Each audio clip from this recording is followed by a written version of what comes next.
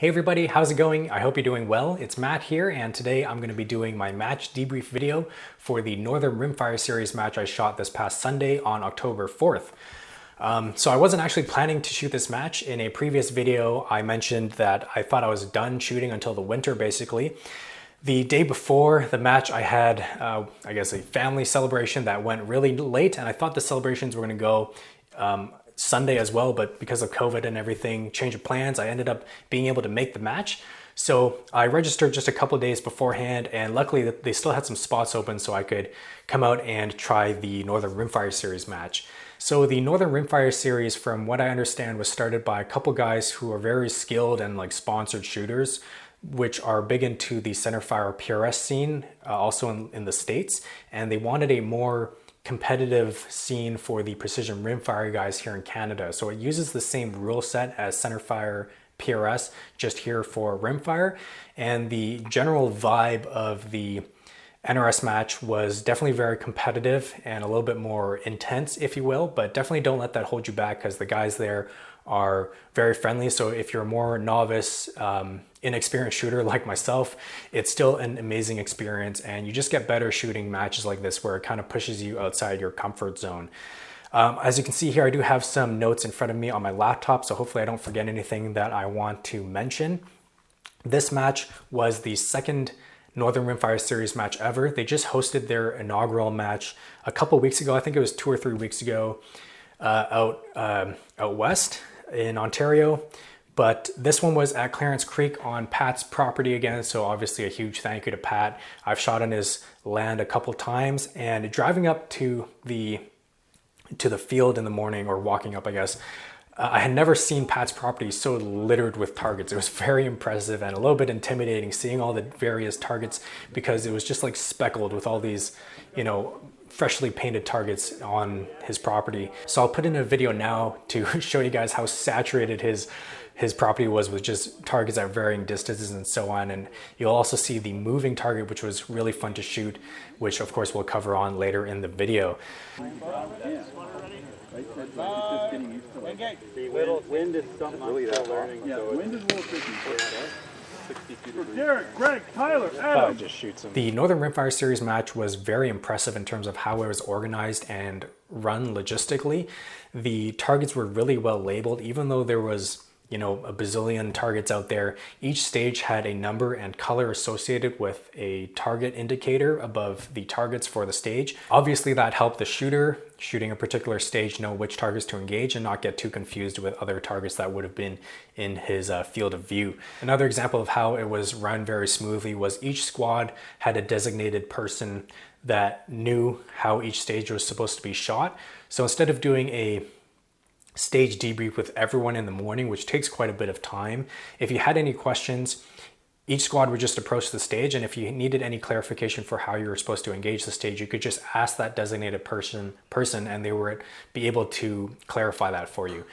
Each squad also had a radio so that any information could be passed down the firing line very effectively. So if you had to go cold to fix a target or whatnot, it was pretty quick. Everyone would just stop and then they could go fix that. So very impressed with how it was run. Again, logistically, it ran very smoothly, and I think the organizers did a really good job. So obviously thank you to Pat for letting us shoot on your land, of course, as well as to all the organizers who did just a fantastic job. Now, the course of fire was published without distances because the guys were driving from out west and they didn't actually know the exact distances for the stages until they could set it up on the piece of land and see, if depending on the topography and everything, what you could see properly. So when it came to the match that morning, obviously I didn't have my dope written out because I didn't know the distances. Now I came what I would consider pretty early, an hour before shots downrange, so at around 8 a.m. Turned out I was one of the last people there, and I had to park pretty far from the shooting area. So I actually had to walk pretty far to where I wanted to get set up. Luckily, I was squatted with Colin, my buddy, and he got there pretty early. So his car was in a very optimal spot. So I kind of just dumped everything there and just used that as my central hub for the day. And luckily he already knew all the distances, so I kind of just copied them off of him and used my ballistics calculator on my phone to get the dope I needed and write up my dope cards. But that was a little bit stressful because by the time I was done writing up those dope cards was right when they called everyone to do the morning debrief. So definitely get there a little bit earlier, especially if you don't know the distances. All right, so on average, the stages for this Northern Rimfire Series match had more targets per stage than any other match I've experienced. Many of them had probably around 5 targets, but I think 1 or 2 stages had 10 targets for a stage, which again, pretty impressive that they could fit this on this piece of land and not have any targets get in the way of each other. But that was pretty cool to see. Also, the way you engage the targets in the stages were not as intuitive as other matches that I've had before. So there was one stage that I'm thinking of in particular where the targets were in pairs and you either had to hit them left or right to left, depending on what, you know, position you were on. And that screwed with a lot of people. And it was just something you had to keep in mind, that you had to engage the targets in a specific way, obviously, and you had to kind of keep that straight in your head. So that was actually really cool. So another thing I wanted to touch on was the par time. So the Northern Rimfire Series uses a 1:45 par time for all their stages that I've seen so far anyway, whereas the CRPS and ORPS stuff is usually 2 minutes. And 15 seconds doesn't sound like it'd be very significant, but with the greater amount of targets you have to engage, and on average, I would say there's also more transitions, rifle transitions in these stages for NRS, the 1:45 par time really does give you a lot of time stress when you're shooting these stages. If you watch my other videos, you'll have seen sometimes that me and my buddies who I shoot with often, we actually practice a 1:45 par time for 2-minute stages anyway. And that's something I'm going to continue doing going forward because it's a really good way of making yourself very efficient and fluid when you're transitioning your rifle and getting on target. So going on to more my experience of the match, the morning of was very cold. When I got there, it was probably hovering around 1 or 2 degrees. It did warm up nicely, but I was also very tired. As I mentioned before, the day before was a family celebration, so I was really tired. I got home pretty late and I was functioning on very minimal sleep. So I think the cold was getting to me more than it usually would in general. So I actually ended up putting on a few more layers I had just in the car that I usually keep in there. And I also replaced my cap for a toque for the first few hours of the morning just to try and help keep my body temperature up. Luckily, the wind conditions that day were actually pretty dead. If there was the occasional gust here and there, it didn't last very long. So generally speaking, wind was not a huge issue for most shooters that day. All right, so going on to the equipment and gear that I used during that day, you can see I have some stuff here on the table that I used at the match. Of course, I was shooting my CZ457 in the ACC chassis, which functions very nicely. I'm very happy with that rifle build. I didn't actually get to verify my zero before the match day, but I just popped off like 3 rounds in the morning at the zeroing board they had there, and they were all like basically within the same hole, so I just left it at that. Got my binoculars here, which I used for spotting purposes. I'm still very impressed with these Diamondback HDs. These are the 12x50s. Obviously my barricade bag, which I've covered in other videos, working really nicely. It's also pretty cool, by the way. I've sold a couple of these to some guys, and seeing these on the firing line is pretty nice. I'm always very happy for the support, and again, seeing people use these at matches is really cool. And obviously I use my barricade bag as well. There was no offhand stages at the Northern Rimfire Series match that I shot, so I didn't have to use my sling, which is kind of a nice change because the ORPS and CRPS stuff always has an offhand stage. The pump pillow here, I'm a huge fan of. Again, this one I made, but the pump pillow is a really nice gear option to use to fill up negative space in your shooting position. I'm still using mine with my shoulder strap. I mentioned in another video I would try it with just a belt attachment kind of attached to my belt. I did practice with it a few times with that, and I found I actually prefer the shoulder strap a little bit more. I like the fact that I can just pull it into my body quickly from behind instead of having to reach down and pull it up towards myself. The Arca rail mounted bag that I made still works really nicely in a pinch, but I think after shooting this match especially, I'm gonna make another one with the same plate system that I made, but with a full-size barricade bag underneath it instead of just a little bean bag basically. This works really nicely on certain barricades, but I found there was probably a few stages where it would have been more beneficial to have a full-size barricade bag mounted to my Arca rail, so I'm probably gonna make something in order to be able to do that.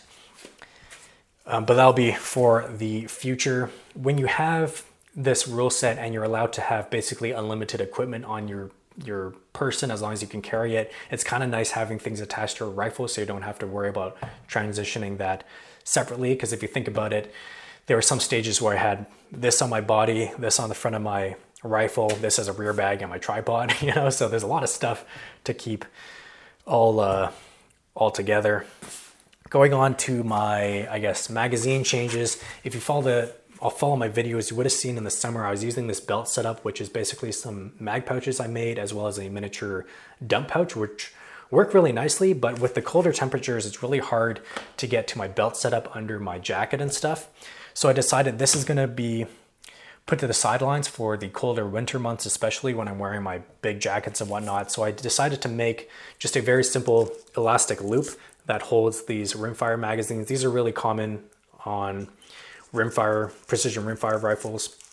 So it's just a piece of elastic material that's stitched into a loop. I only had white at the time, but I already have some black colored material coming to me, so I can make it a little bit less obnoxious. And it's just held onto my rifle with some Velcro, and which is kind of nice because I can position the spare mag vertically or horizontally or however I wanted to. I had it vertical on match day, and even with a loaded mag with that weight in there, it wasn't falling out when I put my rifle down, and it worked actually really nicely.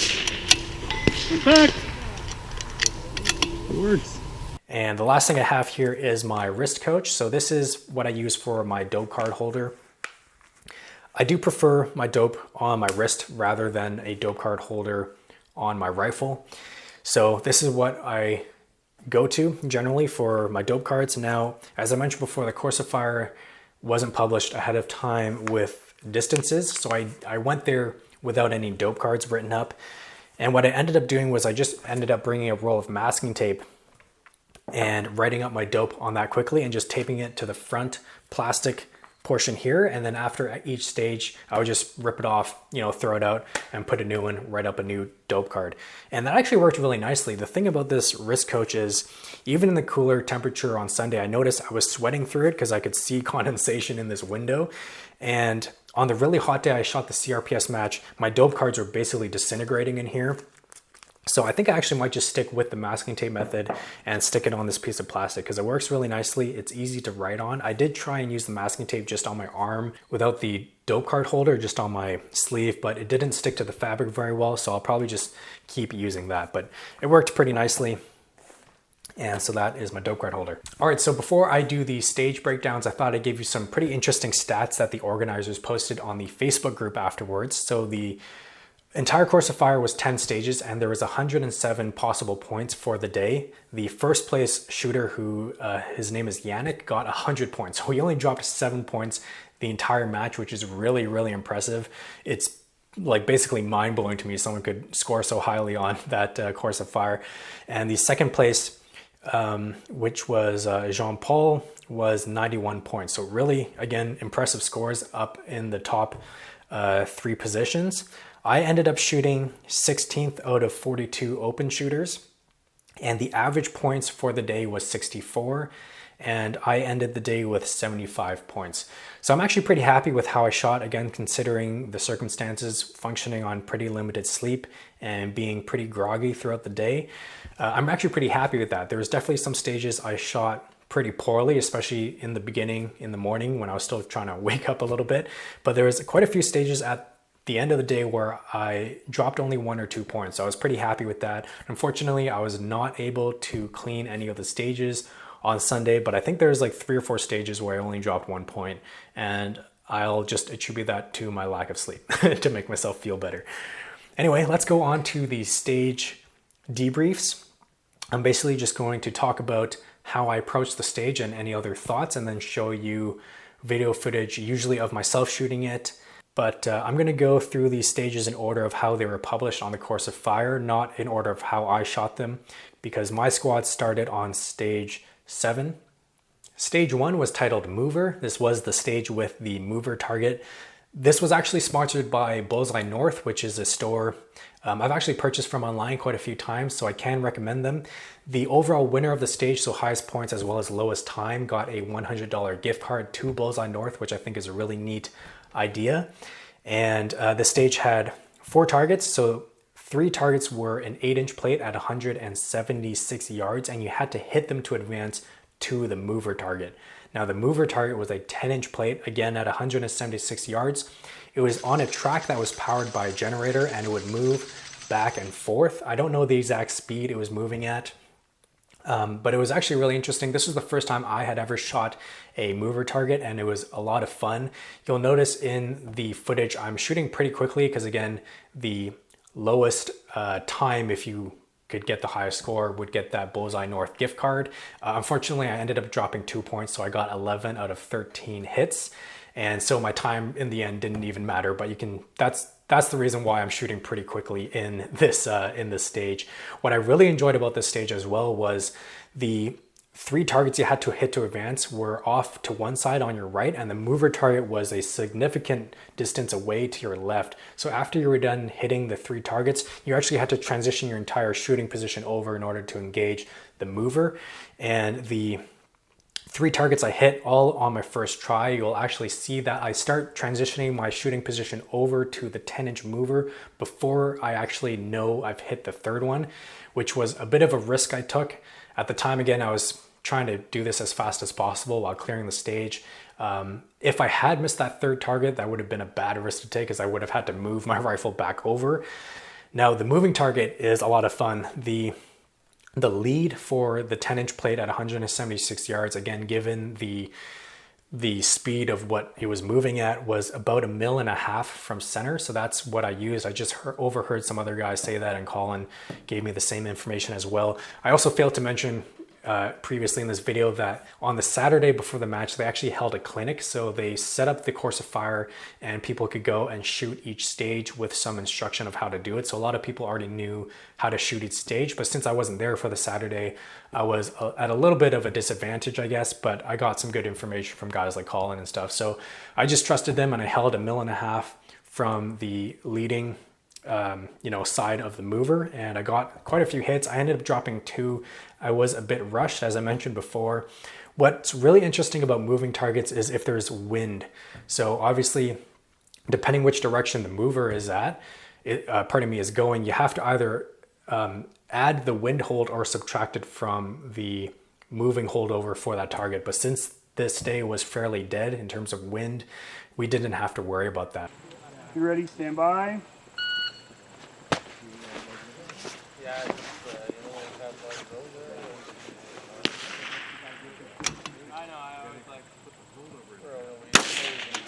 Impact! Impact! Impact!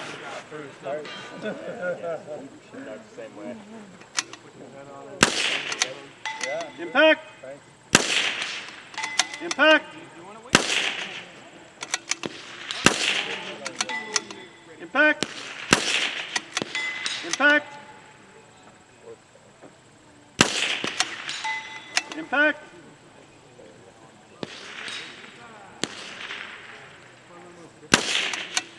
Impact! It works. I'm ready. Impact! Impact! You're at 13. Oh, that's 13? All right. 54-16.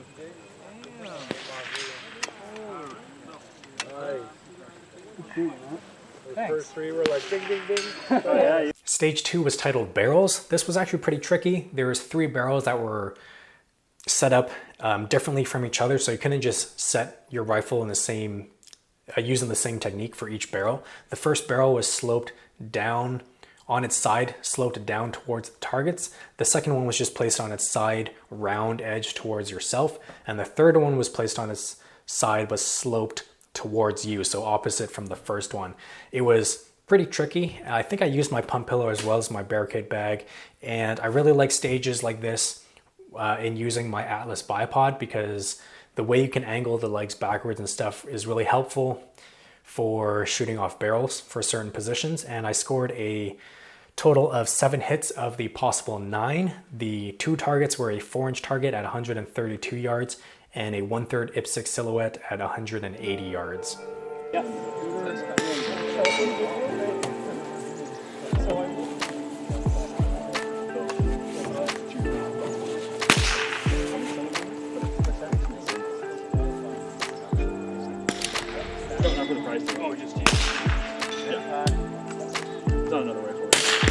Impact.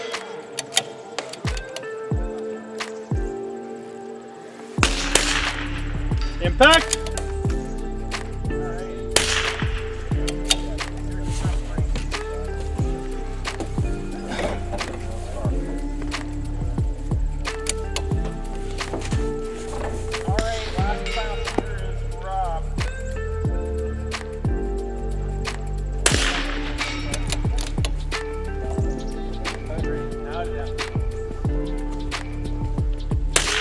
Impact!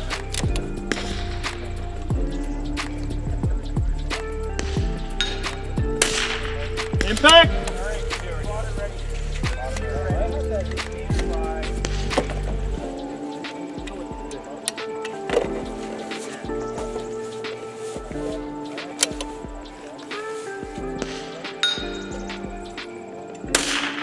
Impact! Impact! Impact! You caught the left edge of it on the far one. I saw that. I saw it hit. Stage 3 was titled a Big Small. This one actually had 10 targets. There was 5 different distances and the targets were set up in pairs and you basically had to hit, I believe it was always the big one and then the small one. They were from 107 to 205 yards and in between. They were shot off a barricade and the barricade was I think red in color, and you basically had to just pick 5 positions. You could pick whatever position you wanted, but you couldn't use the same position twice, and you would shoot you would shoot 1 pair of targets, working your way out to 205 yards off of each position that you chose. So position 1, shoot the first pair, transition your rifle to the second position, shoot the second pair, and then just keep walking your way out. I used a tripod and the pump pillow. I don't know why I pointed at my pump pillow. I used my tripod and my pump pillow as well as my Arca rail bag, which worked really nicely. I scored 9 out of 10. I actually remember, I think I missed the first small target on the first set of targets at 107 yards. But besides that, I shot it pretty well.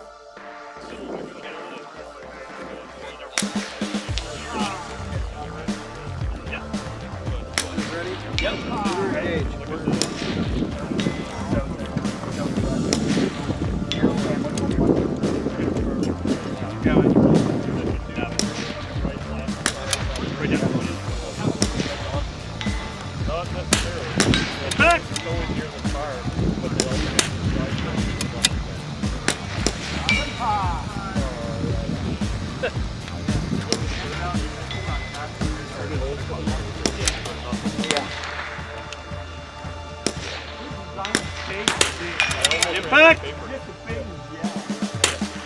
Impact! What stage? What stage was it? Yeah, I made that one.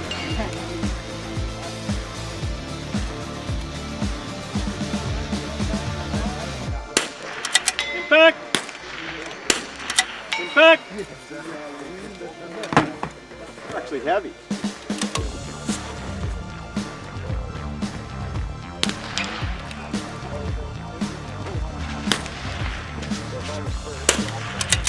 Impact! Impact!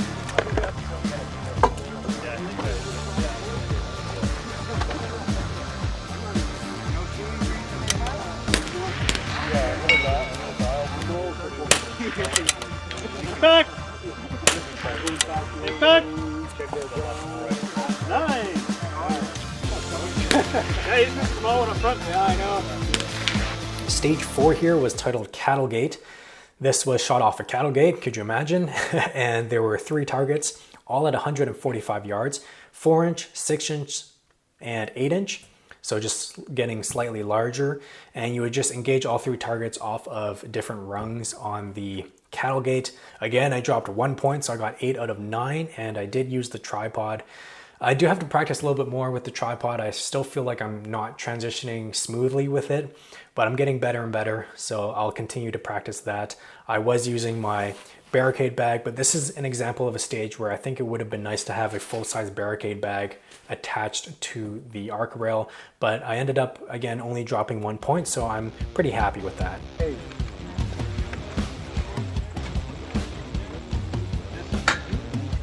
No, I just shot. Good? Have a putter? Yeah. Good, ready? 5, 6. Back. Back. Back. Good, no one.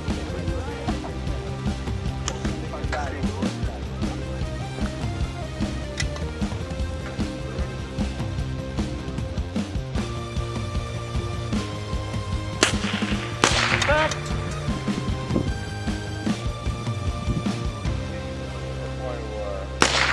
And back.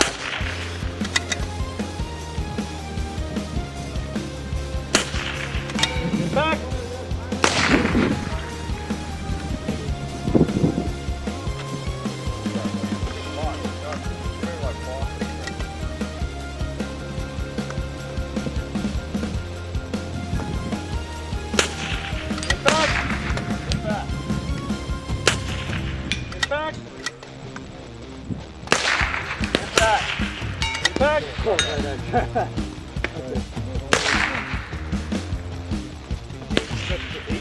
All right, so stage 5, things got really interesting. This was called shifting tires. There was only 2 targets, but the distance between the 2 targets was really great and it made for holding over pretty difficult.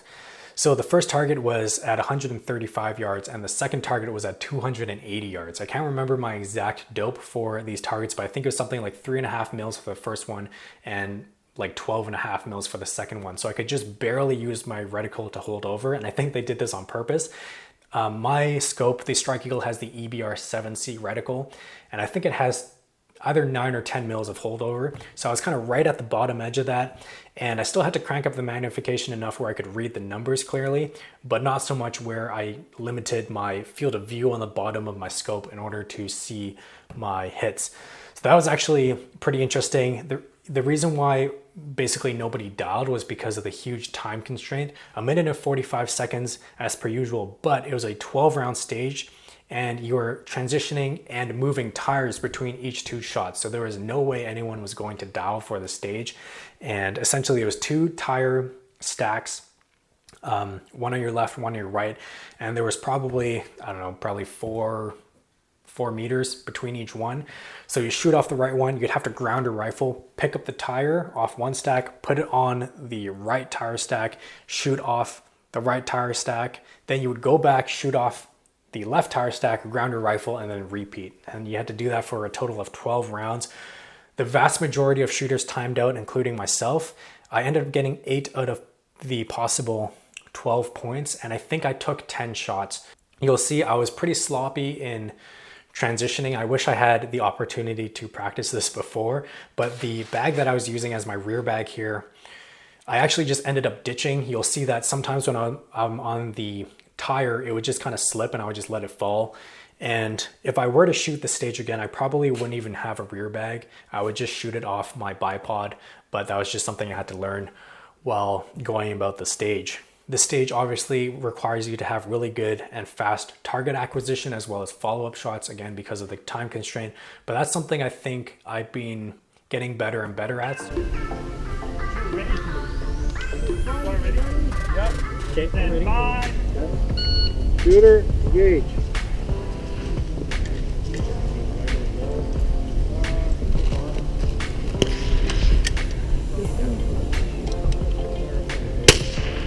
Back.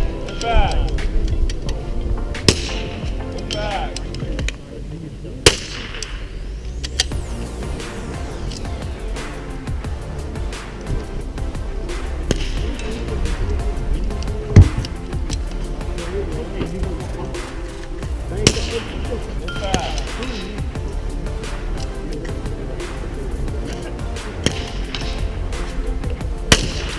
Impact.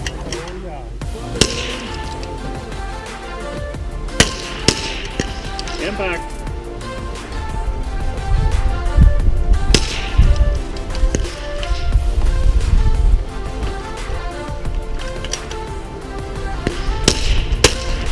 Impact.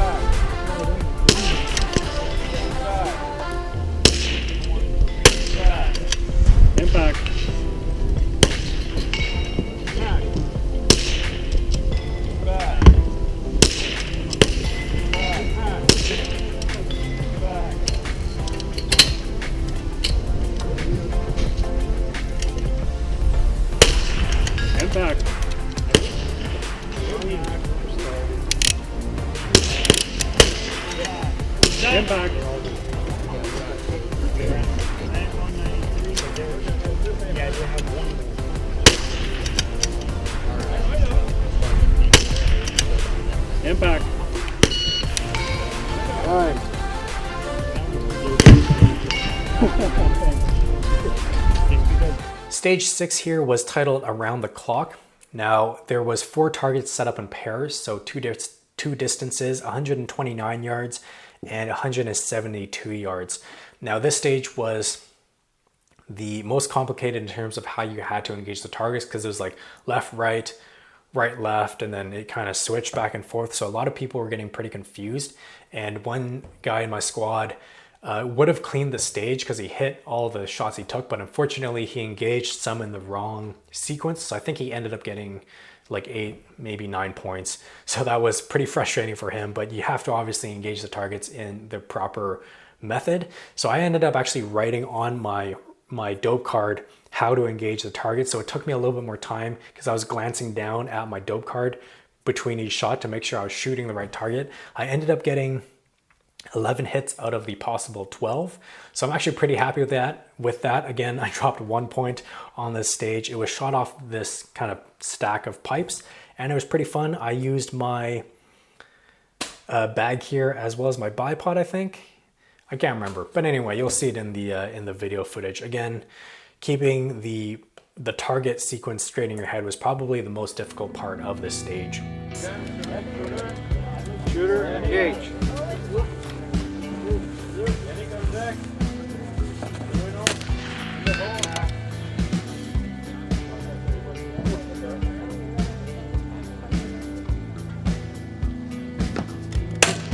Impact. Impact.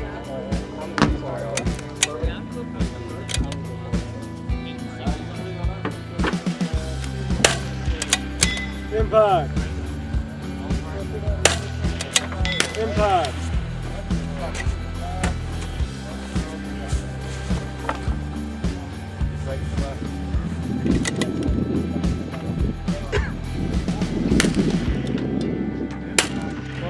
Impact.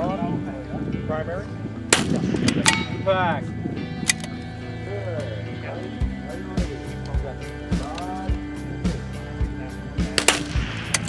Impact. Impact.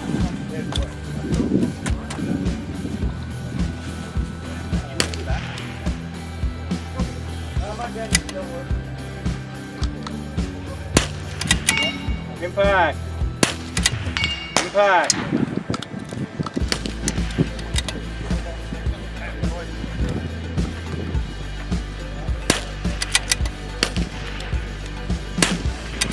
Impact.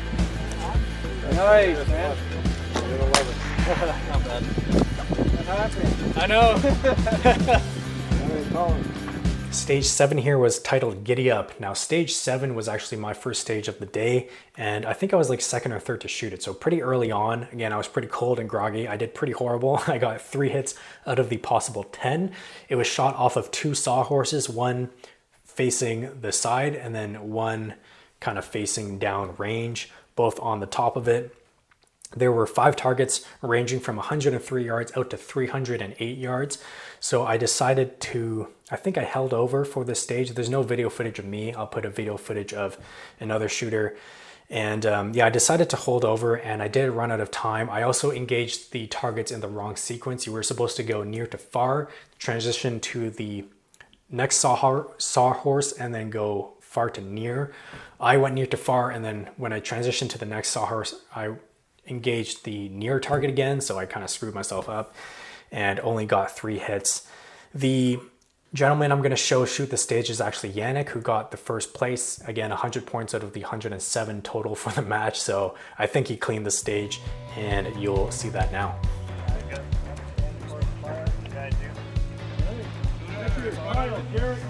Tyler. Stand by. Engage. Yeah, it's tricky. I see what you're saying. It will be like the right one, but the next one will be more.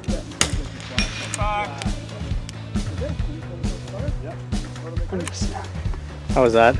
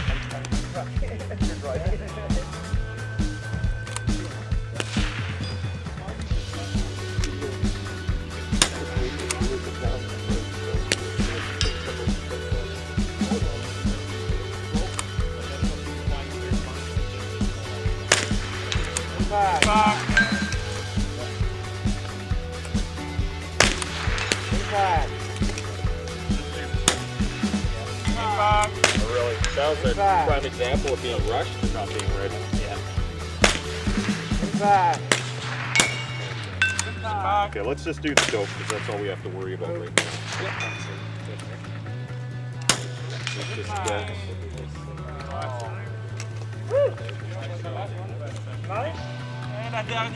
So stage 8 was titled Off the Roof. I don't have any video footage of the stage, but Jean-Paul, who got second overall for the match, graciously let me use one of his photos he posted in order to talk about some things. So this rooftop was sloped down towards the target, so kind of opposite of how you would usually shoot off a rooftop. There was 2 targets, one at 128 yards and the next was at 169 yards. You would first shoot off the back of the roof, so you could stand on the ground and shoot off the rooftop for the first 6 shots, and then the last 4 shots you'd have to be contained on the rooftop, so you have to go around, and any equipment as well as the shooter had to be totally on the rooftop, not touching the ground. Again, it was sloped towards the target, so it was a little bit awkward. A lot of people were using tripods. Now, I was the first squad to shoot this of the day, and I was also the second shooter, I believe, to shoot this stage. Again, I wasn't there on the day before to go through the clinic, so I wasn't really sure how I was supposed to shoot off a rooftop like this because it's something I had never practiced before. I did try and use my tripod, but I didn't set it up very effectively, and when I went to put my bag on top of the tripod to put my rifle on, my bag fell off, and it fell off of the roof, so I kind of just left it there, and I wasted a lot of time actually attaching my rifle to the Arca rail mount that I have on the ball head, but I ended up only getting 1 shot off of the rooftop. But I did actually hit that that shot. I ended up scoring 6 hits out of the possible 10. Now, as you'll see in Jean-Paul's picture, this is the method most people that knew what they were doing anyway used their tripod, with 1 leg extended all the way back and 2 in front of you, which is a really pretty cool way to kind of anchor your tripod down so it doesn't slip down the roof and have a nice solid shooting position with your rifle. Unfortunately, I didn't see anyone do this before me, so I had to kind of just invent something in the moment, which kind of didn't work out that well. But a lot of people that I saw shoot this stage well were using their tripods in this fashion, and it's something that I'm definitely going to try if I have an opportunity to in the future. All right, so stage 9 was titled Windy Tank Trap. This was at a wind trainer target, which is basically 5 long rectangular panels that are set up side by side. And I think they're probably 2 or 2.5 inches in width. You would basically just start on the center of the tank trap and work your way from left to right, working your way through the wind trainer. However, if you missed, you would have to transition to some other position off the tank trap and start over on the left panel of the wind trainer target. I ended up getting 6 hits of a possible 10 again, and I think I had to transition 3 times. What I didn't realize was the course of fire did not explicitly say you couldn't use the same position twice. So a lot of people, if they had to transition more than once, they would just go back to the center of the tank trap, which is of course the most stable. It was totally my fault, but I kind of missed that point. So I transitioned once to one leg of the tank trap. And then when I had to transition again, I transitioned to another leg of the tank trap instead of going back to the middle. But it is what it is, and I ended up getting 6 hits. You're gonna need the tripod on this. Yeah, because you're gonna make the point. You're gonna need the tripod. Leave the spar with 1 round each from left side of the roof. Use the center of the roof and just spar it in here. Position 1. So you're back there? Yeah. Left, middle, right, and then you go on the roof for the last. I don't know what to say. Yeah, you can put this off and get target farther than you with 2 yards each.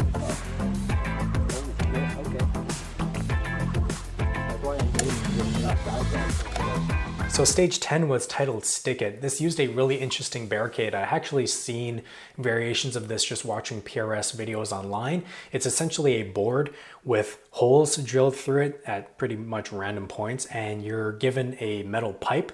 And when you go to engage your stage, you can pick what position to put the pipe through, and then you shoot off the pipe with your rifle. So this had 3 targets, a little prairie dog at 80 yards, a 4-inch target at 101 yards, and an 8-inch target at 160 yards. Essentially, you would just walk up to the barricade, take the pipe, stick it through one hole, and engage the targets. And then you would have to remove the pipe, put it in another hole, and keep doing the same engagement another 3 times. So it was a total of 4 positions, 12 shots, and you couldn't use the same hole twice. I ended up getting 6 out of the possible 12 hits, but I think I timed out on my 3rd position. We have to watch the slide backwards coming in. I should actually, I was rock steady. I don't know why I missed the far one.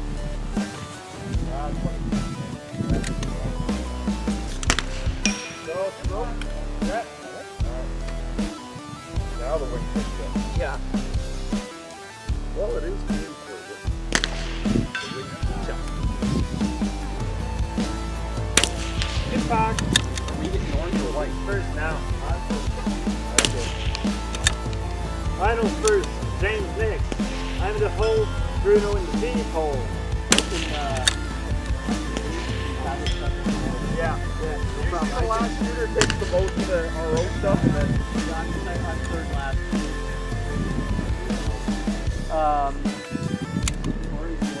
Yeah. Hey, buddy. But I don't know which one we're supposed to be engaging first. Left to right. Okay, so it's just plate left to right? Yeah. Okay. And then if I miss, I gotta re-engage right back. And then position and re-engage. So it's not just hitting the plate, it's hitting the line. Well, there's independent plates. Okay. Yeah, there is 5 plates on here.